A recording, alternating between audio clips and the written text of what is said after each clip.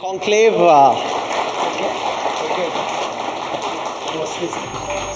our special guest at the last session of the India Today Conclave is the Minister for Commerce and Industry, Consumer Affairs, Food and Public Distribution and Textiles.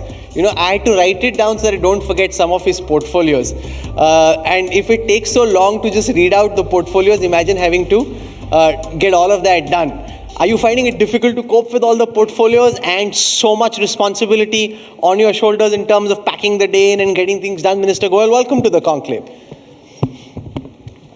No, as long as I'm able to do my job all right and end of the day reach your program before you wind up, I think everything is getting sorted and getting done.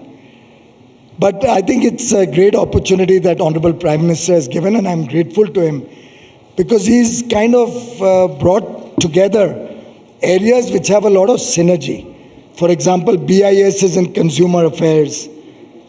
There was always this clamor that industry and Bureau of Indian Standards need to work together. We have textile, which is the largest job creator in the country. There was this need that industry, and we look at free trade agreements worldwide, get more market access for textiles. So there's a lot of synergy that he's tried to bring together. So at this session at the India Today Conclave, we're going to spend some time talking about the quality of economic recovery and the government's plans to speed up the economic growth process from here.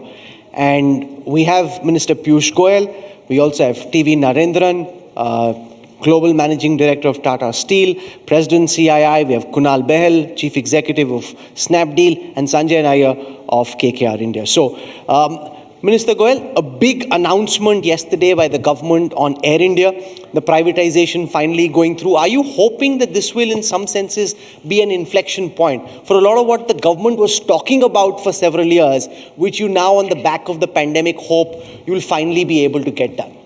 In my previous engagement, where Mr. Narendran was also there, I complimented the Tatas for, in my humble view, as if I don my old hat as an investment banker, an absolutely wonderful buy. To my mind, the Maharaja is in safe hands, and now time for India to regain its glory in international aviation circles. And this was a move which, if I remember correctly, Arunji will recall. Mr. Arun Jaitley had made a remark which I read in the paper again today. He used to often say that if we don't disinvest Air India at that time, there'll be nothing left to disinvest. And in some sense, it came true. The government spending thousands of crores every year just to keep an airline going. And that's our taxpayer money, which could go for public welfare, which would go to create new infrastructure, which could go to promote industry.